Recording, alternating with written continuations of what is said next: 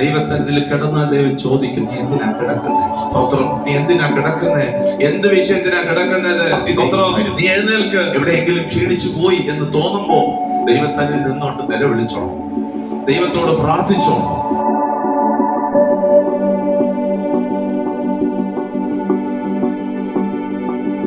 വരാം, സങ്കീർത്തനത്തിലേക്ക് നമ്മുടെ ശ്രദ്ധ തിരിക്കാം.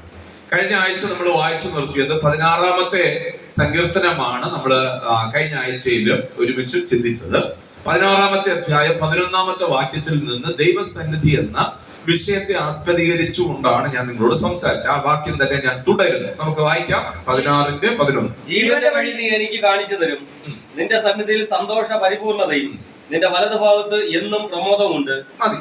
നമ്മൾ ദൈവസന്നിധി എന്നുള്ള ഭാഗത്തെ എടുക്കുകയും ദൈവസന്നിധിയിൽ എന്തെല്ലാം ഉണ്ട് എന്നുള്ള വസ്തുതയാണ് ആദ്യം നമ്മൾ നോക്കുന്നത്. ബൈബിളിനകത്ത് ദൈവസന്നിധിയിലുള്ള എല്ലാ വസ്തുതകളെയും നമുക്ക് ചിന്തിച്ചും ധ്യാനിച്ചു പോകാൻ സാധ്യമല്ല. എങ്കിലും കഴിയുന്നിടത്തോളം നമുക്ക് നോക്കാം. അപ്പൊ ദൈവസന്നിധി നമ്മൾ വരുന്നതുകൊണ്ട് പ്രയോജനമുണ്ടോ ഇല്ലയോ എന്ന് അറിയണ്ടേ? നമ്മൾ നിശ്ചയമായിട്ട് അറിയണം. ദൈവസന്നിധി വരുന്നത് കൊണ്ടും ഇങ്ങനെ പ്രാർത്ഥിക്കുന്നത് കൊണ്ടും ഒക്കെ പ്രയോജനം നിശ്ചയമായിട്ട് ദൈവമക്കളെ ഉണ്ട്. നമ്മൾ നന്നായിട്ട് തിരിച്ചറിവോടുകൂടി, വിശ്വാസത്തോടുകൂടി, ബോധത്തോടുകൂടി ദൈവത്തിന്റെ അടുക്കലേക്ക് വരണം. നമ്മൾ ദൈവസന്നിധിയിലാണ് വന്നിരിക്കുന്നത് എന്നതുണ്ടെങ്കിൽ ഞാൻ ഉറപ്പായി പറയാം, ദൈവം നമ്മളെ തൊടും. ആമേൻ. ദൈവസന്നിധിയിലാണ് നമ്മൾ വന്ന് നിൽക്കുന്നെങ്കിൽ ദൈവം നിശ്ചയമായിട്ട് തൊടും. അതിൽ ഒന്നാമത്തെ ഭാഗം നമ്മൾ ചിന്തിച്ചതാണ്, ദൈവസന്നിധിയിൽ എന്തുണ്ട്? ജീവന്റെ വഴിയുണ്ട്. ആമേൻ. മനുഷ്യന് ജീവന്റെ വഴി അറിഞ്ഞുകൂടായിരുന്നു.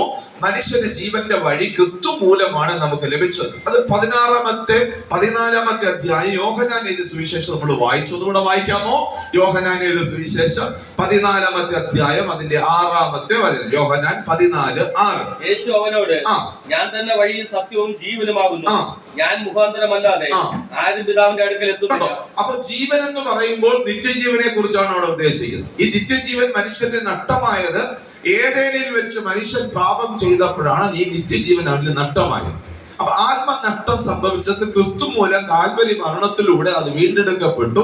ജീവന്റെ വഴി നീ എനിക്ക് കാണിച്ചു തരുമെന്ന് എഴുതിയിരിക്കുന്ന വചനത്തിന്റെ പൂർത്തീകരണം വരുന്നത് ക്രിസ്തുവിന്റെ വരവോടുകൂടിയാണ് എന്നാണ് കഴിഞ്ഞ ആഴ്ച നമ്മൾ വായിച്ച ഭാഗം അവസാനിപ്പിച്ചു. ഇനി ദൈവസന്നിധിയിലുള്ള പ്രധാനപ്പെട്ട 2 കാര്യങ്ങളെ കുറിച്ച് ആ വാക്യത്തിൽ രേഖപ്പെടുത്തിയിട്ടുണ്ട്. എന്തെല്ലാമാണുള്ളത്? അടുത്ത വാക്യം 16-ാമത്തെ അധ്യായത്തിന്റെ 11-ാമത്തെ വാക്യം വായിച്ചാൽ, ജീവന്റെ വഴി നീ എനിക്ക് കാണിച്ചു തരും. അടുത്തത്, നിന്റെ സന്നിധിയിൽ സന്തോഷ പരിപൂർണതയും. എന്തുണ്ട്? സന്തോഷമാണോ? പരിപൂർണ എന്ന് പറഞ്ഞാൽ അതിനപ്പുറം ഒന്നും ഇല്ല. സന്തോഷ പരിപൂർണം. അപ്പൊ നമ്മൾ അവിടെ ഒന്നും നിന്ന് ചിന്തിക്കുകയും ധ്യാനിക്കുകയും ചെയ്യേണ്ടതുണ്ട്. ദൈവസന്നിധി എന്തുണ്ടെന്നാണ് പറഞ്ഞിരിക്കുന്നത്? സന്തോഷത്തിന്റെ പരിപൂർണതയുണ്ട്. പരിപൂർണത. അപ്പൊ നമ്മൾ അവിടെ ഒന്ന് ചിന്തിക്കണം. എന്താണ് ചിന്തിക്കേണ്ടത്? എനിക്ക് സന്തോഷത്തിന്റെ പരിപൂർണതയുണ്ടോ? ഉണ്ടോ? അതോ നമ്മൾ കൂടി കുറഞ്ഞു പോവുകയാണ്? ഒരിക്കൽ സന്തോഷിക്കുന്നു, മറ്റൊരിക്കൽ സന്തോഷിക്കാൻ കഴിയാതെ വരുന്നു. അല്ലെങ്കിൽ നമ്മുടെ എല്ലാവരുടെയും ജീവിതത്തിൽ നമ്മൾ ഉണ്ട് എന്ന് പറയുമ്പോഴും നമ്മുടെ ജീവിതത്തിൽ കാണുന്നത് ഇങ്ങനെയല്ലേ? ചിലപ്പോൾ നമുക്ക് സന്തോഷമുണ്ട്, ചിലപ്പോൾ നമുക്ക് സന്തോഷമില്ല. അപ്പൊ എന്താണ് ഈ സന്തോഷ പരിപൂർണത? അപ്പൊ വാക്യത്തിന് മിസ്റ്റേക്ക് വന്നതാണോ? അപ്പൊ എല്ലാവരുടെ ജീവിതത്തിൽ ദൈവസന്നിധിയിലാണ് ഒരു മനുഷ്യൻ നിൽക്കുന്നതെങ്കിൽ അവന് എന്തുണ്ടാകണം? സന്തോഷത്തിന്റെ പരിപൂർണത, പൂർണ്ണത. അതിനകത്ത് പിന്നെ വേറൊന്നുമില്ല, എപ്പോഴും സന്തോഷം ഉണ്ടാകണം. നമുക്ക് മറ്റൊരു വാക്യം ഇതിനോടുള്ള ബന്ധത്തിൽ വായിക്കാം. ഫിലിപ്പിയർക്ക് എഴുതിയ ലേഖനം 4-ാമത്തെ അധ്യായം അതിന്റെ 4-ാമത്തെ വചനം ഒന്ന് വായിച്ചാൽ, ഫിലിപ്പിയ ലേഖനം 4-ാമത്തെ അധ്യായം 4-ാമത്തെ വചനം.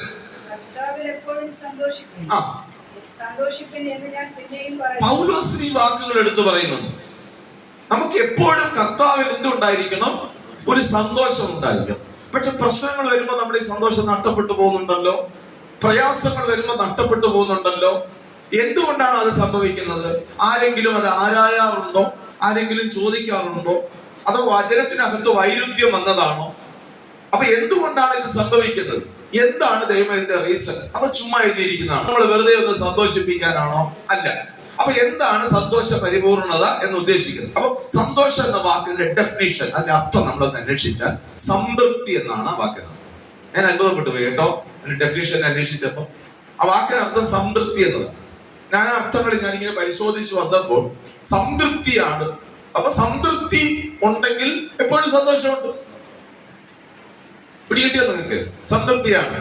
അപ്പൊ പൗലോസിന് എന്തുകൊണ്ടാണ് കാരാഗ്രഹത്തിനകത്ത് സന്തോഷിക്കാൻ കഴിഞ്ഞെന്ന് ചോദിച്ചാൽ ഒറ്റ മറുപടിയേ ഉള്ളൂ, അവൻ സംതൃപ്തനായിരുന്നു. അല്ലെ? നമ്മൾ എപ്പോഴാണ് സംതൃപ്തി നമുക്ക് വരുന്നത്, സന്തോഷം വരുന്നത് എപ്പോഴാണ്?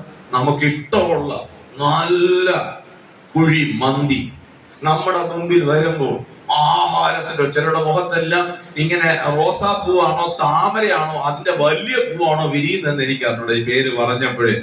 നോക്കിയേ, കാരണം അത് വരുമ്പോൾ ആ ഫുഡിന്റെ ഒരു സംതൃപ്തി. അപ്പൊ നമുക്ക് ചില വിഷയങ്ങളുടെ നടുവിൽ അതിന് ആ കാര്യങ്ങൾ വരുമ്പോ സംതൃപ്തി ഉണ്ടാകും. കുടുംബജീവിതത്തിൽ ഒരു സംതൃപ്തി, അപ്പോഴേ സന്തോഷം വരത്തുള്ളൂ. ഭർത്താവിൽ നമുക്കൊരു സംതൃപ്തി എന്ന് പറഞ്ഞാൽ, ആ സംതൃപ്തി ഞാൻ ഒന്നുകൂടെ വിവരിക്കാം. സംതൃപ്തി എന്ന് പറയുമ്പോൾ തൃപ്തരാകുന്ന ഒരു മനസ്സ് നമുക്ക് ഉണ്ടാക്കിയെടുക്കാൻ പറ്റിയാൽ. എവിടെ തൃപ്തരാകണം? കഷ്ടതയിലും തൃപ്തരാകണം, പ്രശ്നങ്ങളിലും തൃപ്തരാകണം. അപ്പൊ കഷ്ടതയിലും പ്രശ്നങ്ങളിലും തൃപ്തരാകുന്നതാണ് ക്രിസ്തുവിലുള്ള സന്തോഷം, അല്ലെങ്കിൽ ക്രിസ്തുവിലുള്ള സമാധാനം. ഇതാണ് ക്രിസ്തുവിനുണ്ടായിരുന്നത്. അതുകൊണ്ട് ക്രിസ്തുവിലുള്ള സന്തോഷം ഒരിക്കലും നഷ്ടപ്പെട്ടു പോയിരുന്നില്ല. യോഹന്നാൻ എഴുതിയ സുവിശേഷത്തിൽ 14-ാമത്തെ അധ്യായം 27-ാമത്തെ വാക്യം നമുക്ക് വായിക്കാം. യോഹന്നാൻ എഴുതിയ സുവിശേഷം 14-ാമത്തെ അധ്യായം 27-ാമത്തെ വാക്യം. ഞാൻ നിങ്ങൾക്ക് തന്നേച്ചു പോകുന്നു, സമാധാനം ഞാൻ നിങ്ങൾക്ക് തന്നേച്ചു പോകുന്നു, എന്റെ സമാധാനം ഞാൻ നിങ്ങൾക്ക് തരുന്നു. ആരുടെ സമാധാനം?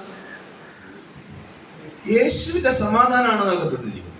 യേശുവിന്റെ സന്തോഷമാണ് നമുക്ക് തന്നിരിക്കുന്നത്. അവിടെ എന്തുണ്ടാകുന്നു? ആ സംതൃപ്തി ഉണ്ടാകും. കണ്ടോ, നമുക്ക് ഏതെങ്കിലും വസ്തുവകകൾ നമുക്ക് കിട്ടുമ്പോൾ ഉണ്ടാകുന്ന സന്തോഷമാണെങ്കിൽ അത് കിട്ടാതെ വരുമ്പോൾ നഷ്ടപ്പെട്ടു പോകും. ഉദാഹരണം, എന്നെ എല്ലാവരും സ്നേഹിക്കണം എന്ന് ഞാൻ ആഗ്രഹിക്കുകയാണ്. എനിക്കത് ലഭിക്കാതെ വരുമ്പോൾ എന്റെ സന്തോഷം പോകും. പല കുടുംബങ്ങൾക്കകത്തും പലർക്കും സന്തോഷിക്കാൻ കഴിയാത്തതെന്ന് ഭയങ്കര പ്രതീക്ഷകൾ നമ്മൾ കുടുംബജീവിതത്തിനകത്ത് വെക്കുന്നു. ഒരുപാട് പ്രതീക്ഷകൾ വെക്കുന്നു. ഈ പ്രതീക്ഷകൾക്ക് ഒത്തവണ്ണം കുടുംബജീവിതം നയിക്കാൻ, അല്ലെങ്കിൽ കുടുംബജീവിതം മുന്നോട്ട് പോകാതെ ഇരിക്കുമ്പോൾ നമുക്ക് അതിനകത്ത് നമ്മുടെ സന്തോഷം നഷ്ടപ്പെട്ടു പോവുകയാണ്. ശരിയല്ലേ ഞാൻ ഈ പറഞ്ഞത്? എന്നാലേ ചോദിക്കേ, മക്കളെ കുറിച്ചുള്ള ചിന്ത, ഭർത്താവിനെ കുറിച്ചുള്ള ചിന്ത, ഇങ്ങനെ പല ചിന്തകളും നമുക്കൊരു പൂർത്തീകരണം വരാതിരിക്കും, നമ്മുടെ സന്തോഷം നഷ്ടപ്പെട്ടു പോകും. സ്തോത്രം, ഹല്ലേലൂയ. പരിപൂർണത ലഭിക്കാതെ പോകും. ഞാൻ അവിടെ നിൽക്കുന്നില്ല, ഞാൻ അത്രയും പറഞ്ഞ് അവിടെ വിടുകയാണ്. അതിനപ്പുറത്തൊന്ന് പറയേണ്ടിയൊന്നും ഉണ്ടോ എന്നെനിക്ക് സന്ദേഹമുണ്ട്. സ്തോത്രം. അപ്പൊ നമ്മുടെ ജീവിതത്തിനകത്ത് അവിടെ നമ്മൾ പ്രാർത്ഥിക്കണം, ദൈവമേ ഏത് സാഹചര്യത്തിലും സംതൃപ്തിയോടെ ആയിരിക്കാൻ എനിക്ക് കൃപ തരണമേ. സ്തോത്രം, ഹല്ലേലൂയ. ഒന്ന് പ്രാക്ടീസ് ചെയ്ത് നോക്കി, ഒന്ന് പ്രാക്ടീസ് ചെയ്ത് നോക്കി. അങ്ങനെ വന്നാൽ ഉറപ്പാണ് ഒരു കാരണവശാലും നമ്മളെ കുലുക്കി കളയാൻ യാതൊന്നിനും കഴിയുകയില്ല. നമ്മൾ എന്തുകൊണ്ടാണ് കുലുങ്ങി പോകുന്നത്? നമ്മൾ സംതൃപ്തരല്ല, അതുകൊണ്ടാണ് സന്തോഷമില്ലാത്തത്. 8-ാമത്തെ അധ്യായം റോമർക്കെഴുതിയ ലേഖനം, റോമാലേഖനം 8-ാമത്തെ അധ്യായം അതിന്റെ 35 മുതലുള്ള വാക്യങ്ങൾ വായിച്ച്. 35 മുതൽ. ക്രിസ്തുവിന്റെ സ്നേഹത്തിൽ നിന്ന് പൗലോസിന്റെ ഒരു വെല്ലുവിളിയാണ്. ക്രിസ്തുവിന്റെ സ്നേഹത്തിൽ ഞങ്ങളെ ആർക്ക് വേർതിരിക്കാൻ കഴിയും? അടുത്ത വാക്യം. കഷ്ടതയ്ക്കോ? കണ്ടോ, കഷ്ടതയ്ക്ക് എന്ത് പറ്റില്ല? കഷ്ടത നമ്മുടെ, ഞാൻ പറയുമ്പോൾ നിങ്ങൾക്കത് ഒരു സബ്ജക്റ്റ് ആയിട്ട് തോന്നും. അങ്ങനെയല്ല. നിങ്ങൾ സബ്ജക്റ്റ് ആയിട്ട് കണ്ടിന്റെ പുറകാലെ വന്നാൽ നിങ്ങൾക്ക് അതിന്റെ ആഴം മനസ്സിലാകില്ല. നമ്മുടെ ജീവിതത്തിനകത്ത് കഷ്ടത വരുമ്പോൾ നഷ്ടപ്പെട്ടു പോകുന്നതാണ് നമ്മുടെ സന്തോഷമെങ്കിൽ അത് എന്തല്ല, ദൈവിക സന്തോഷമല്ല. നമുക്ക് പരിപൂർണതയില്ല, അതിനകത്ത് പൂർണ്ണതയില്ല, പരിപൂർണതയില്ല. അപ്പൊ നോക്കണം, കഷ്ടതയോ, പൗലോസ് പറയുന്നു, കഷ്ടതയോ സങ്കടമോ. അപ്പൊ കഷ്ടത, സങ്കടം, ഉപദ്രവം. അപ്പൊ കഷ്ടത വരുമ്പോ പോകുന്നതാണോ എന്റെ സന്തോഷം? സങ്കടം വരുമ്പോ പോകുന്നതാണോ എന്റെ സന്തോഷം? ഞാൻ ഉപദ്രവം മറ്റുള്ളവരാൽ ഏൽക്കപ്പെടുമ്പോൾ, ഉപദ്രവം എന്ന് പറയുമ്പോൾ അകത്ത് ഉപദ്രവം ഉണ്ടാകാം, പുറത്ത് നമുക്ക് ഉപദ്രവം ഉണ്ടാകാം. അവിടെ പാലിക്കേണ്ടുന്ന, അവിടെ നമ്മൾ അനുഭവിക്കേണ്ട ഒന്നാണ്, ഇത് എനിക്ക് ദൈവം തന്നതാണ് എന്ന് കാണാൻ കഴിയാതെ നമുക്ക് ഇരുന്നാൽ, ഞാൻ ദൈവസന്നിധിയിലാണെന്നുള്ള ബോധം നമുക്കില്ലാതിരുന്നാൽ അവിടെ സന്തോഷിക്കാനൊക്കത്തില്ല. ഇതിനെയാണ് കഴിഞ്ഞ ദിവസം ഞാൻ പറഞ്ഞത്, അവനെയാണ് ആത്മീകൻ എന്ന് വിളിക്കുന്നത്. സ്തോത്രം. നമുക്ക് കഷ്ടത മാറ്റിത്തരുന്ന ഒരു ദൈവത്തെയാണ് നമ്മുടെ മനസ്സിലെ ചിന്തയെങ്കിൽ ലോകം അതല്ലേ അന്വേഷിക്കുന്നത്. ഏത് മതങ്ങളും അതല്ലേ തേടുന്നത്. ഞാൻ പറയുന്നത് ശരിയാണെന്ന് നിങ്ങൾക്ക് തോന്നുന്നുണ്ടോ?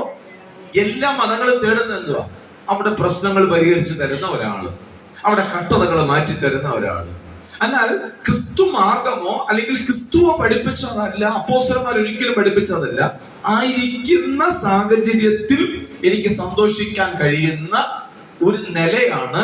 അതാണ് ലോകത്തിന് നമ്മളെ കാണുമ്പോൾ വിചിത്രമായി തോന്നുന്നത്. നിനക്ക് എങ്ങനെ ഈ കഷ്ടതയിൽ സന്തോഷിക്കാൻ പറ്റുന്നുണ്ടോ? നിനക്ക് വീടില്ല, മാറ്റവും ഇല്ല. നമ്മൾ പലപ്പോഴും സുവിശേഷം പറയാൻ മടിക്കുന്നത് എന്തുകൊണ്ടാണ്? എന്റെ കഷ്ടമേ ഇതുവരെയും, എന്റെ പ്രയാസം ഇതുവരെയും, എന്റെ പ്രശ്നം ഇതുവരെയും അല്ലെ. ചിലരോട് സുവിശേഷം പറയുമ്പോ പറയും, പാസ്റ്റേ ആദ്യം എന്റെ പ്രശ്നം തീരട്ടെ, എന്നിട്ട് ഞാൻ ആലോചിക്കാൻ ഇറങ്ങണോ വേണ്ടയോ. അങ്ങനെയാണെങ്കിൽ നമുക്ക് എന്ന് ഇറങ്ങാൻ പറ്റും? ഒരിക്കലും സാധ്യമല്ല. ഈ ഭൂമി നമ്മൾ ജീവിച്ചിരിക്കുമ്പോൾ ഒന്നല്ലെങ്കിൽ മറ്റൊരു തരത്തിൽ, മറ്റൊരു നിലയിൽ നമുക്കിങ്ങനെ പ്രശ്നങ്ങൾ വരും. സ്തോത്രം. അപ്പൊ നമ്മൾ അവിടെ എന്താണ് ചെയ്യേണ്ടത്? നമുക്കത് അടുത്തൊരു പഠിക്കാം. നമ്മൾ എന്താണ് ചെയ്യേണ്ടതെന്ന് പിന്നീട് നോക്കാം. പക്ഷെ നമ്മുടെ ജീവിതത്തിനകത്ത് കഷ്ടത വരുമ്പോൾ, കണ്ടോ, സങ്കടം വരുമ്പോൾ, ഉപദ്രവം വരുമ്പോൾ, അവിടെയാണ് നമ്മൾ സന്തോഷിക്കേണ്ടത്. ഇതാണ് ആത്മീകന്റെ ക്വാളിറ്റി എന്ന് പറഞ്ഞിരിക്കുന്നത്. പൗലോസ് ഇതെല്ലാം നേരിട്ടിരുന്നു. ഇത് അസാധ്യമായിരിക്കുന്ന ഒരു കാര്യമല്ല. ഇതിൽ നമ്മളെ സാധ്യമാക്കി തീർക്കുന്നത് പരിശുദ്ധാത്മാവാണ്. നമ്മുടെ ഉള്ളിൽ ഇവകളെ ക്രിയ ചെയ്ത് സാധ്യമാക്കി തീർക്കുന്നത്. സ്തോത്രം. വായിച്ചേ, അടുത്തത് വായിച്ചേ. ഉപദ്രവമോ പട്ടിണിയോ? പട്ടിണിയാ അല്ലെ? നമ്മള് കേൾക്കുന്നത് ഒരു കെരിയത്ത് നോട്ട് നിനക്കുണ്ട്, കെരിയത്ത് നോട്ടുണ്ടെങ്കിൽ ഒരു കാക്ക നിനക്കുണ്ട്, ഒരു കാക്കയുണ്ടെങ്കിൽ കാക്കയുടെ വായിൽ ഒരു അപ്പമുണ്ട്. അപ്പൊ നമ്മള് കൈയടിക്കും. കാക്കയുടെ വായിൽ എന്തുണ്ട്? അപ്പമുണ്ട്. അപ്പം ഇല്ലാതെ വന്നാൽ എന്ത് ചെയ്യും? അപ്പം ഇല്ലാതെ വന്നാൽ നമ്മുടെ സന്തോഷം പോവോ? അപ്പം ഇല്ലാതെ വന്നാൽ നമ്മുടെ പ്രാർത്ഥന പോവോ? അപ്പൊ നമ്മൾ അപ്പത്തിന് വേണ്ടിയിട്ടാണ് അല്ലെ യേശുവിനെ പിൻപറ്റിയ ജനത്തെ കണ്ടോണ്ട് യേശു പറഞ്ഞത് എന്തിനാണ്? ഇവര് അപ്പം തിന്ന് തൃപ്തരായത് കൊണ്ടാണ് എന്നെ.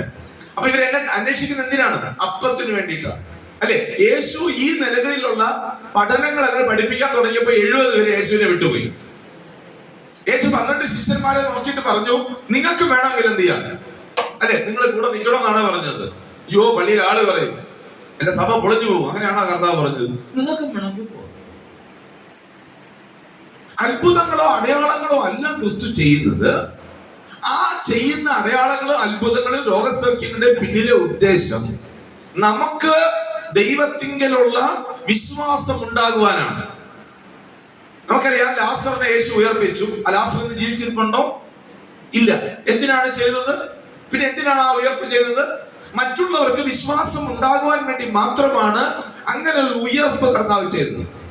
കണ്ടു നിൽക്കുന്ന ഇവർ, നീ എന്റെ പ്രാർത്ഥന കേൾക്കുന്നുണ്ടെന്ന് എനിക്കറിയാം കർത്താവേ, ഇവർക്ക് വേണ്ടിയിട്ട് അത്ഭുതം ചെയ്യണമേ എന്ന് പറഞ്ഞാണ് പ്രാർത്ഥിക്കുന്നത്. കാര്യം ഒന്ന് ഉയർത്തി ദൈവത്തെ സ്തുതിച്ച്, ശക്തിയോടുകൂടി ദൈവത്തെ സ്തുതിച്ച്. ഹല്ലേലൂയ. കണ്ടോ? ഇനി തുടർന്ന് അടുത്തത് വായിച്ച്. നഗ്നതയോ? എനിക്ക് വസ്ത്രം ഇല്ലാതാവാം, ചിലപ്പോൾ കിട്ടിയെന്ന് വരികയില്ല. സ്തോത്രം. ക്രിസ്തുവിന്റെ അടുക്കൽ വരുമ്പോൾ നമ്മൾ എല്ലാവരും ഭയങ്കര സമ്പന്നരാക്കി തീർക്കുമെന്നല്ല, ക്രിസ്തുവിന്റെ അടുക്കൽ വരുമ്പോൾ സംതൃപ്തിയുള്ളവരാക്കി തീർക്കും. ക്രിസ്തുവിന്റെ അടുക്കൽ വരുമ്പോൾ, ക്രിസ്തുവിന്റെ സന്നിധിയിലാണ് നമ്മൾ നിൽക്കുമ്പോൾ നമുക്ക് ഒരു കാര്യം ഉറപ്പാണ്, നമുക്ക് സന്തോഷം അതൊരിക്കലും നഷ്ടപ്പെട്ടു പോകുകയില്ല. സ്തോത്രം. പലരും എന്തിനാണ് ദൈവസന്നിധിയിൽ വന്നിട്ട് കുറെ നാൾ കഴിയുമ്പോൾ പിന്മാറി പോകുന്നത്? ഞാൻ എന്റെ കാര്യം ആരാഞ്ഞപ്പോൾ എനിക്ക് മനസ്സിലായി, കുറെ നാൾ എന്തെങ്കിലും ഒരു കാര്യത്തിന്റെ സാധ്യതയ്ക്ക് വേണ്ടിയിട്ട് ദൈവസന്നിധിയിൽ വരും. കുറെ നാൾ ഇരിക്കുമ്പോൾ പ്രാർത്ഥിച്ച് പിന്നെയും പ്രാർത്ഥിച്ച് നടക്കാതെ വരുമ്പോ പറയും ഇത് ചുമ്മാതാ. ദൈവമുണ്ടോ? പക്ഷെ അങ്ങനല്ല ബൈബിൾ പഠിപ്പിക്കുന്ന. നമ്മുടെ ഏത് സാഹചര്യത്തിലും നിലനിന്ന് അവിടെ സന്തോഷിക്കാൻ നമുക്ക് പറ്റണം. ഇന്ന് മുതലൊന്ന് പ്രാർത്ഥിക്കാമോ? ഹല്ലേലൂയ. നമ്മളൊന്ന് പ്രാർത്ഥിച്ച് അവിടെയാണ് കയറി വരേണ്ടത്. അടുത്ത വചനം വായിച്ച്, അടുത്ത വാക്യം വായിച്ച്. ആപത്ത്, വാള് നിന്റെ നിമിത്തം ഞങ്ങളെ ഇടവിടാതെ കൊല്ലുന്നു. അറക്കാൻ കൊണ്ടുപോകുന്ന ആടുകളെ പോലെ ഞങ്ങളെ എണ്ണുന്നു എന്ന് എഴുതിയിരിക്കുന്നുവല്ലോ. നാമോ നമ്മളെ സ്നേഹിച്ച ക്രിസ്തു മുഖാന്തരം ഇതിലൊക്കെയും പൂർണ്ണ ജയം പ്രാപിക്കും. കണ്ട, അവിടെ സന്തോഷത്തിന്റെ പൂർണ്ണത വരണമെങ്കിൽ ജയത്തിൽ നമുക്കൊരു പൂർണ്ണത ഉണ്ടാവാം. ഇതൊന്നും നമ്മളെ ജയിക്കരുത്, ഇവകളെ നമ്മൾ ജയിക്കണം. എങ്ങനെയാ നമ്മുടെ ജീവിതം? ഇവകൾ നമ്മളെ ജയിക്കുകയാണോ? ഇവകൾ നമ്മളെ ജയിക്കുക എന്ന് പറഞ്ഞാൽ അർത്ഥം എന്തുവാ? ഇത് വരുമ്പോൾ ഇരുന്ന് കരയുകയും ആകുലപ്പെടുകയും വ്യാകുലപ്പെടുകയും നമ്മൾ ചെയ്യുമ്പോൾ അത് നമ്മൾ ജയിച്ചു. സാമ്പത്തികമില്ലായ്മ നമുക്ക് വന്നു, നമ്മൾ ചെന്ന് മാറത്തൊടിച്ച് കരയുകയാണ്, ദൈവമേ വേറൊരു നിവൃത്തിയില്ലല്ലോ, മനുഷ്യരുടെ മുമ്പിൽ കൈ നീട്ടുകയാണ്. സ്തോത്രം. അങ്ങനെ വരുമ്പോ അത് നമ്മളെ ജയിച്ചു. ഒരു കട്ടത വരുമ്പോ നമ്മൾ ചെന്നിരുന്ന് കുത്തിയിരുന്ന് കരയുക, പ്രയാസം വന്നപ്പോ കരയുക, ഉപദ്രവം വന്നപ്പോ കരയുകയാണെങ്കിൽ ഉറപ്പാണ് നമ്മളിവിടെ പരാജയപ്പെട്ടു. ഞാൻ ഇന്ന് പകരം പറയും, നമുക്ക് കട്ടതയും പ്രയാസവും പ്രതിസന്ധിയും വരുമ്പോൾ ഇവിടെ മേലെല്ലാം നമ്മൾ പൂർണ്ണമായ ഒരു ജയം പ്രാപിക്കണം. കരമൊന്ന് അടിച്ചു ദൈവത്തെ മതപ്പെടുത്തിയ പൂർണ്ണമായ ഒരു ജയം പ്രാപിക്കണം. ദൈവം നമ്മളെ കുറിച്ച് ആഗ്രഹിക്കുന്നത്, ദൈവം നമ്മളെ കുറിച്ച് കരുതുന്നത്, എന്റെ കുഞ്ഞുങ്ങൾ പ്രശ്നം വരുമ്പോൾ തളർന്നു പോകുന്നവരായിട്ടല്ല, അവർ ക്ഷീണിച്ചു പോകുന്നവരായിട്ടല്ല, മടുത്തു പോകുന്നവരായിട്ടല്ല. ഇതിനെ അതിജീവിക്കാനുള്ള ശേഷിയും പ്രാപ്തിയും എന്റെ കുഞ്ഞുങ്ങൾക്ക് ഉണ്ടാകണം. Praise the Lord. Hallelujah. നമുക്ക് അതിനെ ജയിക്കാൻ കഴിയാത്ത പക്ഷം നമ്മൾ എങ്ങനെയാണ് നമ്മുടെ മുമ്പിൽ വരുന്ന സ്തോത്ര വിഷയങ്ങളുടെ നടുവിൽ നമ്മൾ നിലനിൽക്കാൻ പോകുന്നത്? നമുക്ക് നിലനിൽക്കാൻ കഴിയുകയില്ല എന്ന് പറഞ്ഞ് നമുക്ക് കുലുക്കം ഉണ്ടാകില്ലേ? കുലുക്കം ഉണ്ടാകും, കലക്കം ഉണ്ടാകും. സ്തോത്രം. ശിംശോനെ കെട്ടിയോ? കെട്ടി. ദൈവകൃപയും ശക്തിയും എല്ലാം ശിംശോന്റെ മേൽ ഉണ്ടായിരുന്നിട്ടും അവനെ കെട്ടി. പക്ഷെ ആ കെട്ടിനെ അവൻ പൊട്ടിച്ചു കളഞ്ഞു. നമ്മളെയും സങ്കടവും പ്രയാസങ്ങളും ദുഃഖങ്ങളും ഒക്കെ വരുമ്പോൾ മാറിയിരുന്ന് നമ്മൾ അതിനെ പൊട്ടിച്ചു കളയണം. ദൈവകൃപയിൽ ആശ്രയിക്കാൻ ദൈവസ്ഥയിൽ നിൽക്കുന്ന ഒരു ദൈവപൈതലിന് സാധ്യമായി തീരും. കണ്ടോ, നാമോ നമ്മെ സ്നേഹിച്ചവൻ മുഖാന്തരം ഇവയിലെല്ലാം പൂർണ്ണ ജയം പ്രാപിച്ചിരിക്കുന്നു. ഇവയിലെല്ലാം, ഈ നേരത്തെ പറഞ്ഞു വന്ന പട്ടികയിലല്ല. എന്നിട്ട് അടുത്ത സ്റ്റേറ്റ്മെന്റ് വായിച്ചേ. മരണത്തിനോ ജീവനോ, മരണത്തിനും ഞങ്ങളെ കീഴ്പ്പെടുത്താൻ പറ്റുകയോ, ദൂതന്മാർക്ക് എന്ന് പറയുന്ന ശക്തികൾക്ക്, ഇവിടെ അവയ്ക്ക് ഞങ്ങളെ കീഴ്പ്പെടുത്താൻ പറ്റുകയില്ല. ഇനി അടുത്തത്, വാഴ്ചകൾക്ക് കീഴ്പ്പെടുത്താൻ പറ്റുന്നില്ല. അടുത്തത്, അധികാരങ്ങൾക്ക് ഞങ്ങളെ കീഴ്പ്പെടുത്താൻ പറ്റുകയില്ല. അടുത്തത്, ഇപ്പോഴുള്ളതിനോ വരുവാനുള്ളതിനോ, ഉയരത്തിനോ ആഴത്തിനോ, മറ്റ് യാതൊരു സൃഷ്ടിക്കും നമ്മുടെ കർത്താവായ യേശുക്രിസ്തുവിന്റെ ദൈവസ്നേഹത്തിൽ നിന്ന് കണ്ടോ, എന്നെ അല്ലെങ്കിൽ നമ്മളെ എന്ന് ഉദ്ദേശിക്കുന്ന ബഹുവചനമാണ്, തന്നെ നല്ല പറഞ്ഞിരിക്കുന്നത്. ഞാൻ ക്രിസ്തുവിന്റെ ആത്മാവുള്ള രക്ഷിക്കപ്പെട്ട ദൈവസഭയുടെ അംഗങ്ങളായി തീർന്ന ഒരാളെ പ്രയാസമോ പ്രതിസന്ധിയോ ഇല്ലെങ്കിൽ പോരാട്ടമെന്ന് നമ്മൾ വിശേഷിപ്പിക്കുന്ന ഇവകൾ ഒന്നും വന്നു എന്ന് പറഞ്ഞ് ദൈവസ്നേഹത്തിൽ നിന്ന് അവന് വേർപെടുത്താൻ കഴിയുകയില്ല. സ്തോത്രം. ഹല്ലേലൂയ. ഇതെല്ലാം മനുഷ്യനെ സംബന്ധിച്ചിടത്തോളം അവന്റെ ജീവിതത്തിൽ വരാം. അതിനാണ് സന്തോഷത്തിന്റെ പൂർണ്ണതയുണ്ട്. നമ്മൾ തിരിച്ചു വരുന്ന സങ്കീർത്തനത്തിലേക്ക്, അതിന്റെ 16-11 വായിച്ചത് ഇങ്ങനെയാണ്. അതിന്റെ അർത്ഥം നിങ്ങൾക്ക് മനസ്സിലായി എന്ന് ഞാൻ കരുതുന്നു. നമ്മള് സംതൃപ്തി ഉള്ളവരായി നിന്നാൽ മാത്രമേ നമ്മുടെ ജീവിതത്തിനകത്ത് സന്തോഷം നിലനിൽക്കുകയുള്ളൂ. ഏത് സാഹചര്യത്തിൽ വസ്ത്രത്തിന്റെ കുറവ് കാണാം, ഭക്ഷണത്തിന്റെ കുറവ് കാണാം, കട്ടതകൾ വരാം, പ്രയാസം വരാം, പ്രതിസന്ധി വരാം. പക്ഷെ അവിടെ നമുക്ക് സന്തോഷിക്കാൻ കഴിയണം. ദൈവകൃപയുണ്ടെങ്കിൽ സാധ്യമാകുള്ളൂ. ദൈവസന്നിധിയിലാണെങ്കിൽ മാത്രമേ സാധ്യമാകുള്ളൂ. ഇല്ലെങ്കിൽ അത് ഒരിക്കലും സാധ്യമാകില്ല. രണ്ടാമത്തെ കാര്യം കൂടെ, മൂന്നാമത്തെ കാര്യം കൂടെ, അടുത്തത് 11 വായിച്ചു. നിന്റെ വലതുഭാഗത്ത് എന്നും പ്രമോദങ്ങളുമുണ്ട്. വലതുഭാഗത്ത് എന്നും, അതിന്റെ ഡെഫിനിഷൻ എന്തുവാ, അർത്ഥം എന്തുവാ? സുഖം. സന്തോഷം എന്ന് സുഖം. സുഖം എന്ന വാക്കാണ് എനിക്ക് കൂടുതൽ ഇഷ്ടം. സുഖം. പ്രമോദമാണ്, സുഖമുണ്ട്. ഞാൻ സുഖമാ. എപ്പോ? ഞാൻ നേരത്തെ പറഞ്ഞ ഈ പ്രശ്നങ്ങളുടെ നടുവിൽ എനിക്ക് സുഖമാണ്. അത് വായിച്ച നമുക്ക് അപ്പോസ്തലപ്രവൃത്തികളുടെ പുസ്തകം 12-ാമത്തെ അധ്യായം അതിന്റെ 1 മുതലുള്ള വാക്യങ്ങൾ നമുക്ക് വായിക്കാം. അപ്പോസ്തലപ്രവൃത്തികളുടെ പുസ്തകം 12-ാമത്തെ അധ്യായം 1 മുതലുള്ള വാക്യങ്ങൾ. ഹെരോദ രാജാവ് സഭയിൽ ചിലരെ പീഡിപ്പിക്കേണ്ടതിന് കൈനീട്ടി യോഹന്നാന്റെ സഹോദരനായ യാക്കോബിനെ അവർ വാൾ കൊണ്ട് കൊന്നു. നോക്കണം, ദൈവത്തെ ആരാധിച്ചത് കൊണ്ട്, ഉപദേശിച്ചത് കൊണ്ട്, പഠിപ്പിച്ചത് കൊണ്ട്, പ്രസംഗിച്ചത് കൊണ്ട്, സ്തോത്രം, യാക്കോബിനെ വാളുകൊണ്ട് കൊന്നിരിക്കുകയാണ്. യോഹന്നാന്റെ സഹോദരനായ യാക്കോബിനെ വാളുകൊണ്ട് കൊന്നിരിക്കുക. ഈ ഒരു സാഹചര്യത്തിലാണ് നമുക്ക് ഉറപ്പുണ്ടാകേണ്ടത്. ഈ ഒരു പ്രശ്നത്തിനാണ് നമുക്ക് ഉറപ്പുണ്ടാകേണ്ടത്. ഈ ഒരു പ്രശ്നത്തിന്റെ നടുവിലാണ് നമുക്ക് സുഖമുണ്ടാകേണ്ടത്. സ്തോത്രം. സുഖം എന്ന് പറയുമ്പോൾ പ്രശ്നം ഒന്നും നമ്മുടെ ജീവിതത്തിൽ നേരിടാതിരിക്കുമ്പോൾ സുഖകരമായ ഒരു അനുഭവമല്ല. പ്രശ്നത്തിന്റെ നടുവിൽ സുഖമായിട്ടിരിക്കാൻ കഴിയുന്നതിന്റെ പേരാണ് ആത്മീകത. സ്തോത്രം. ഹല്ലേലൂയ. അതിനാണ് പഴയ ഘട്ടങ്ങളിലെ ആളുകള് ഈ ആത്മീകതയ്ക്ക് സുഖത്തിന് തടസ്സമായതെല്ലാം കളഞ്ഞത്. എന്റെ സുഖത്തിന് ഹാനികരമായിരിക്കുന്നതല്ല അവർ ഉപേക്ഷിച്ചത്. ഇത് സുഖത്തിന് തടസ്സമാണ്, അതിനെ കളഞ്ഞു വരും. ജീവിതത്തിൽ സുഖത്തിൽ അവർ നിലനിന്നു. സ്തോത്രം. വായിച്ചേ, താഴോട്ട് വായിച്ചേ, മറ്റൊന്ന് വായിച്ചേ. അത് യഹൂദന്മാർക്ക് പ്രസാദമായി കണ്ടു. അത് യഹൂദന്മാർക്ക് പ്രസാദമായിട്ട് കണ്ടു. അവൻ പത്രോസിനെയും പിടിച്ചു. പത്രോസിനെയും പിടിച്ചിരിക്കുക. അപ്പോൾ പുളിപ്പില്ലാത്ത അപ്പത്തിന്റെ പെരുന്നാളായിരുന്നു. അവനെ പിടിച്ച ശേഷം പെസഹ കഴിഞ്ഞിട്ട് ജനത്തിന്റെ മുമ്പിൽ നിർത്തുവാൻ ഭാവിച്ചു. തടവിലാക്കി. അവനെ കാപ്പാൻ 4 സേവകർ ഉള്ള 4 കൂട്ടത്തിനെ ഏൽപ്പിച്ചു. എത്ര സേവകരുണ്ട്? അപ്പൊ 16 എണ്ണമാണ്. 16 ആളുകളെ ഏൽപ്പിച്ചിരിക്കുകയാണ് ഈ പത്രോസ് സ്വദേശിയെ കാക്കാൻ വേണ്ടിയിട്ട്. എന്നിട്ട് അടുത്ത വാക്യം വായിച്ചേ. ഇങ്ങനെ പത്രോസിനെ തടവിൽ സൂക്ഷിച്ചു വരുമ്പോൾ സഭ അവന് വേണ്ടി ശ്രദ്ധയോടെ പ്രാർത്ഥിച്ചുകൊണ്ടിരിക്കുക. അടുത്ത വാക്യം. ദൈവത്തോട് പ്രാർത്ഥന കഴിച്ചു പോന്നു. ഹെരോദാവ് അവനെ ജനത്തിന്റെ മുമ്പിൽ നിർത്തുവാൻ ഭാവിച്ചതിന്റെ തലേരാത്രിയിൽ പത്രോസ് 2 ചങ്ങലയാൽ ബന്ധിക്കപ്പെട്ടവനായി 2 പടയാളികളുടെ നടുവിൽ ഉറങ്ങുകയായിരുന്നു. അടുത്ത ദിവസം ഹെരോദാവിന്റെ മുമ്പ് രാജാവിന്റെ മുമ്പിൽ നിർത്താൻ പോകും. അതാണ് പ്രമോദം എന്ന് പറയുക. ഒരു കുഴപ്പമില്ല. പത്രോസ് എന്ത് ചിന്തിച്ചിരിക്കണം? ഇത്രയും ദിവസം സുവിശേഷ പേരിൽ റെസ്റ്റ് കിട്ടാതെ ഓട്ടത്തോടെ കർത്താവേ എന്നെ ഇവിടെ പിടിച്ചിട്ടതിനായി. ചില മുഖങ്ങളൊക്കെ ഞാൻ കാണുന്നുണ്ട്. ഈ ഘട്ടം തന്നതിനായി സ്വോത്രം എന്ന് പറയുന്ന ചില മുഖങ്ങളെ ഞാൻ കാണുന്നുണ്ട്. എന്നെ ഈ ജയിലിൽ ഇട്ടതിനായി സ്വോത്രം. കർത്താവ് സുഖമായിട്ട് കിടന്നു. യാക്കോബിനൊക്കെ ഒന്ന് അടുത്ത ദിവസം ചിലപ്പോ തന്റെ കഴുത്തിലും ഈ വാൾ വന്ന് വീഴും, തന്നെയും വെട്ടിക്കൊല്ലാം. എന്ത് സംഭവിക്കാം? എന്തു സുഖം കണ്ടോ?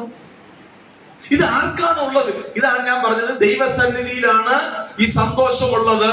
ദൈവസന്നിധിയിലാണ് നമ്മൾ ആയിരിക്കുന്നെങ്കിൽ അവന് പ്രമോദമുള്ളത്. ദൈവസന്നിധിയിലാണോ സുഖമാണ്.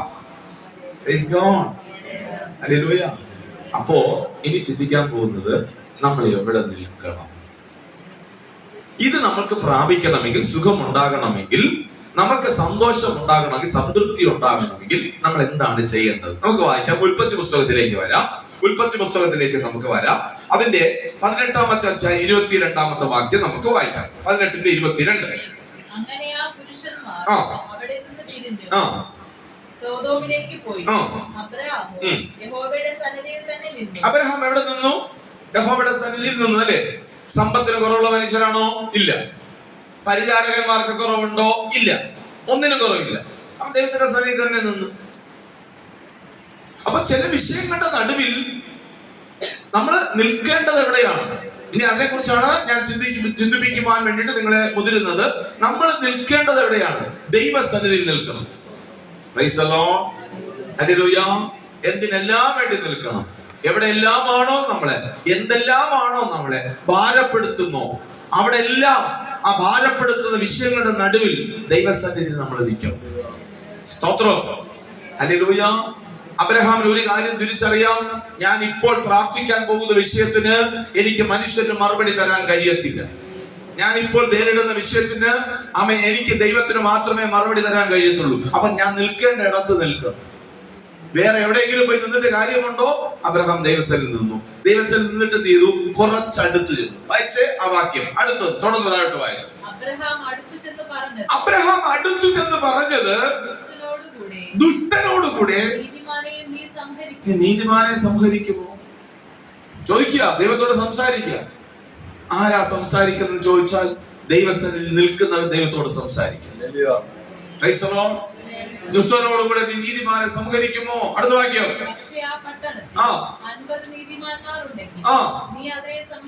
അബ്രഹാം ദൈവത്തോട് സംസാരിച്ചു. ആമേൻ. സംസാരിച്ചു തുടങ്ങി. ദൈവമേ, സോദോം ഗൊമോരയിലേക്ക് ആ ദൂതന്മാർ പോയിരിക്കുന്നത് അവിടത്തെ പാപം നിമിത്തം ആ പട്ടണത്തെ നശിപ്പിക്കാൻ പോവുകയാണ്. ആ പാപത്തിന് നിമിത്തം നശിപ്പിക്കാൻ പോകുന്ന പട്ടണത്തിൽ 50 നീതിമാന്മാരുണ്ടെങ്കിൽ നീ ആ പട്ടണത്തെ നശിപ്പിക്കുമോ? സ്തോത്രം. ദൈവത്തിന്റെ സന്നിധി നിൽക്കുന്നവൻ ദൈവത്തോട് സംസാരിക്കും. അവൻ ദൈവത്തോട് ചോദ്യങ്ങൾ ചോദിക്കാൻ തുടങ്ങും. ദൈവത്തോട് നീ സംസാരിക്കാനും ചോദ്യങ്ങൾ ചോദിക്കാനും ദൈവസന്നിധി നിൽക്കുന്നവനാണ് എന്ന് വരികിൽ നീ ചോദ്യങ്ങൾ ചോദിച്ചാൽ ദൈവം നിശ്ചയമായിട്ട് നിനക്ക് മറുപടി തരും. ദൈവത്തോ പറഞ്ഞത് 50 പേരുണ്ടെങ്കിൽ ഞാൻ ആ പട്ടണത്തെ സംഹരിക്കുകയില്ല. അടുത്ത വാക്യം വായിച്ചാട്ടെ. അബ്രഹാം അതിലെ 50 നീതിമാന്മാർ നിമിത്തം നീ ആ സ്ഥലത്തോട് ക്ഷമിക്കുകയില്ല. അങ്ങനെ നീ ഒരു നാളും ചെയ്യുന്നില്ല. നീതിമാൻ ദുഷ്ടനെ പോലെ ആകത്തക്കവണ്ണം ദുഷ്ടനോട് കൂടെ നീതിമാനെ നീ ഒരു നാളും കൊല്ലുകയില്ല. സർവഭൂമിക്ക് ന്യായാധിപതിയായ നീതി പ്രവർത്തിക്കാതിരിക്കുമോ? അതിന് യഹോവ ഞാൻ സോദോമിൽ പട്ടണത്തിനകത്ത് 50 നീതിമാന്മാരെ കാണുന്നു എങ്കിൽ അവരുടെ നിമിത്തം ആ സ്ഥലത്തോടൊക്കെയും ക്ഷമിക്കുമെന്ന് അരുളി ചെയ്തു. നമുക്കറിയാം, ഇങ്ങനെ വായിച്ച് സംഖ്യ കുറച്ചു കൊണ്ടുവരികയാണ്. അവൻ പറഞ്ഞു, ഇത്രയും പേരുണ്ടെങ്കിൽ ഞാൻ ആ പട്ടണത്തെ നശിപ്പിച്ചു കളയുകയില്ല. സ്തോത്രം, ഹല്ലേലൂയ. അപ്പൊ ദൈവസന്നിധിയിൽ എന്തിനെല്ലാം നിൽക്കണം?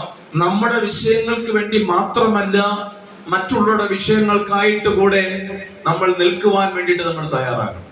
സ്തോത്രം. ഒന്ന്, ദൈവസന്നിധിയിൽ നിൽക്കുക. 2, എവിടെ ഇരിക്കണം? ദൈവസന്നിധിയിൽ ഇരിക്കണം. സ്തോത്രം. 1 നിൽക്കണം, 2 ഇരിക്കണം. സങ്കീർത്തനങ്ങളുടെ പുസ്തകം 1-ാമത്തെ അധ്യായം 1-ാമത്തെ വാക്യം നമുക്ക് വളരെ കാണാപ്പാടം അറിയാവുന്ന വാക്യമാണ്. വായിച്ചേ. സങ്കീർത്തനങ്ങൾ 1:1. ദുഷ്ടന്മാരുടെ ആലോചനപ്രകാരം നടക്കാതെ പാപികളുടെ വഴിയിൽ നിൽക്കാതെയും പാപിയുടെ വഴിയിൽ നിൽക്കാതെയും പരിഹാസികളുടെ ഇരിപ്പിടത്തിൽ ഇരിക്കാതെയും. എവിടെ ഇരിക്കരുത്? പരിഹസിക്കുന്നവരുടെ കൂട്ടത്തിൽ ഇരിക്കരുത്. നമ്മൾ എവിടെ ഇരിക്കണം? ദൈവസന്നിധിയിൽ ഇരിക്കണം. ആമേൻ. Praise the Lord. നമ്മൾ പരിഹാസിയാകാൻ പാടില്ല. പരിഹാസിയാണെങ്കിൽ പരിഹസിക്കപ്പെടും. ഇനി പരിഹാസിയാകുമ്പോൾ ബന്ധനങ്ങൾ മുറുകുമെന്നാണ് വചനത്തിൽ രേഖപ്പെടുത്തിയിരിക്കുന്നത്. എനിക്കൊന്ന് യെശയ്യാവിന്റെ പുസ്തകമാണെന്ന് തോന്നുന്നു, 28:22 എന്ന് എനിക്ക് വാക്യം ക്ലിയർ ആയി. 28-ലാണ്, 28-22 തന്നെയാണ്. ഒന്ന് വായിച്ചേ. കണ്ടോ, നമ്മുടെ ബന്ധനങ്ങൾ ടൈറ്റാവും. ഒരുത്തന്റെ ബലഹീനതയിൽ പരിഹസിക്കരുത്. ശ്രദ്ധിച്ചോണം കേട്ടോ. ഒന്നിനും ആരും മലയാളത്തിൽ പറഞ്ഞ കളിയാക്കാൻ പോലും കാര്യം, കോയടിക്കുന്ന പറയും, കളിയാക്കരുത്. സ്തോത്രം. അങ്ങനെ ചെയ്യുമ്പോൾ നമ്മുടെ ബന്ധനങ്ങൾ മുറുകാൻ തുടങ്ങും. കണ്ടോ? നിങ്ങളുടെ ബന്ധനങ്ങൾ മുറുകാതിരിക്കേണ്ടതിന് എവിടെ ഇരിക്കരുത്? അപ്പോ പരിഹാസത്തിന്റെ ഇരിപ്പിടത്തിൽ ഇരിക്കരുത്. ദൈവസന്നിധിയിൽ ഇരിക്കുന്ന ഒരു മനുഷ്യൻ അവൻ ആരെയും പരിഹസിക്കാൻ പോകത്തില്ല. അവൻ മിക്കവാറും അങ്ങനെ ബലഹീനതയിൽ കൈത്താങ്ങാനാണ് വിളിച്ചിരിക്കുന്നത്. ഒരാൾക്ക് ഏതെങ്കിലും ബലഹീനത ഉണ്ടെങ്കിൽ ആ ബലഹീനതയ്ക്ക് തുണയായി നമ്മൾ തീരണം. സ്തോത്രം. ആ ബലഹീനതയെ കളിയാക്കുകയല്ല വേണ്ടത്. ഞാൻ പറയാം, കുടുംബത്തിൽ ഉൾപ്പെടെ നമ്മള് എൻകറേജ് ചെയ്യുക, പക്ഷെ കളിയാക്കാൻ നിൽക്കരുത്. നിനക്കത് പറ്റുമെന്ന് പറഞ്ഞ് പ്രോത്സാഹിപ്പിച്ചു വിടുക. നമ്മൾ മാറി നിന്നോ ചെയ്യും, അവനെ കളിയാക്കുക. അവൻ അതോട് ഡൗൺ ആകാൻ തുടങ്ങും. നിനക്ക് പറ്റില്ല, തനിക്ക് പറ്റില്ല എന്നൊരു ചിന്ത അവന്റെ മനസ്സിൽ വരും. ആരെയും കളിയാക്കരുത് ഒന്നിലും. സ്തോത്രം. ഹല്ലേലൂയ. കരമുയർത്തി ഒന്ന് ഹല്ലേലൂയ പറഞ്ഞേ. Price the Lord. അത് ബന്ധനങ്ങൾ മുറുകുവാൻ ഞാൻ അവിടെ നിൽക്കുകയാണ്, അത് വിടുകയാണ്. നമ്മൾ ഒരിക്കലും ഒരു കാര്യത്തിലും ഒന്നിനും പരിഹസിക്കരുത്. ആരെയും പരിഹസിക്കാൻ പോകരുത്, ആരെയും കളിയാക്കാൻ പോകരുത്. സ്തോത്രം. ഇനി അടുത്ത ഭാഗത്തോട്ട് മൂന്നാമത്തെ കാര്യത്തിലേക്ക് വരികയാണ്. സ്തോത്രം. യോശുവയുടെ പുസ്തകത്തിലേക്ക് നമുക്ക് വരാം. യോശുവയുടെ പുസ്തകം. സ്തോത്രം. 1, ദൈവസന്നിധിയിൽ വേണം നിൽക്കാൻ, ദൈവസന്നിധിയിൽ ഇരിക്കണം. 3, എവിടെയാണ് നമ്മൾ കിടക്കേണ്ടത്? യോശുവയുടെ പുസ്തകം 7-ാമത്തെ അധ്യായം 6-ാമത്തെ വാക്യം. യോശുവയുടെ പുസ്തകം 7:6. യോശുവ വസ്ത്രം കീറി യഹോവയുടെ പെട്ടകത്തിന്റെ മുമ്പിൽ അവനും ഇസ്രായേൽ മൂപ്പന്മാരും തലയിൽ മണ്ണ് വാരിയിട്ടുകൊണ്ട് സന്ധ്യ വരെ സാഷ്ടാംഗം വീണ് കിടന്നു. ഒറ്റ കിടപ്പാണ്. സ്തോത്രം. ഒറ്റ കിടപ്പാണ്. ചില വിഷയങ്ങളെല്ലാം നമ്മുടെ ജീവിതത്തിൽ വരുമ്പോൾ ദൈവസന്നിധി നെടുമ്പാട് വീണ് ഒറ്റ കിടക്കുകയാണ്. വേറൊന്നുമില്ല, എണീക്കുന്നില്ല. No praise, no matters. ഈ വിഷയത്തിന്റെ നടുവിൽ ദൈവമേ എനിക്ക് വേണ്ടി പ്രവർത്തിക്കണമേ എന്ന് പറഞ്ഞുകൊണ്ട് ഒരൊറ്റ കിടത്തയാണ്. നിങ്ങൾ നോക്കിയേ, ഒറ്റ കിടപ്പാണ്. രാവിലെ തുടങ്ങി സാഷ്ടാംഗം വീണ് കിടന്ന് ഒരൊറ്റ കിടത്ത വൈകുന്നേരത്ത് വരയ്ക്കും അവൻ അതിന്റെ നടുവിൽ കിടക്കുകയാണ്, അതിന്റെ മുമ്പിൽ തന്നെ കിടക്കുക. എന്താ ഇതിന്റെ കാരണം എന്ന് അറിയണ്ടേ? നമുക്ക് വായിക്കാം. രണ്ടാമത്തെ വാക്യം മുതൽ ഒന്ന് വായിച്ചു. യോശുവ യെരിഹോവിൽ നിന്ന് ബേഥേലിന് കിഴക്ക് ബേഥേലിന്റെ സമീപത്തുള്ള ഹായിയിലേക്ക് ആളുകളെ അയക്കുകയാണ്. അപ്പൊ ഇവർക്ക് വാഗ്ദത്തം ചെയ്തിരിക്കുന്ന കാനാൻ നാട്ടിലോട്ട് ഇവര് പോവുകയാണ്. ഈ കാനാൻ നാട് പിടിച്ചടക്കാൻ പോകുന്ന സമയത്ത് ഹായിലേക്ക് ആളുകളെ അയക്കുകയാണ്. കാരണം യെരിഹോവിനെ തകർത്തു. ദൈവം അവിടെ ചെയ്ത പ്രവൃത്തികൾ 6-ാം അധ്യായത്തിൽ കണ്ടുകൊണ്ടാണ് യോശുവ ജനത്തെ നയിച്ചുകൊണ്ട് നേരെ ഹായിലേക്ക് പോകുന്നത്. ഈ ഹായിയുടെ നിലവാരം, ഹായിലെ ആളുകള്, അവിടുത്തെ ബലം, അവിടുത്തെ ശക്തി എന്താണെന്ന് അറിയാൻ ഹായിലേക്ക് ആളുകളെ പറഞ്ഞിരിക്കുക. എന്നിട്ട് വായിച്ചു. അവരോട് നിങ്ങൾ ചെന്ന് ദേശം ഒറ്റുനോക്കുവൻ എന്ന് പറഞ്ഞു. അവർ ചെന്ന് ഹായി ഒറ്റുനോക്കി.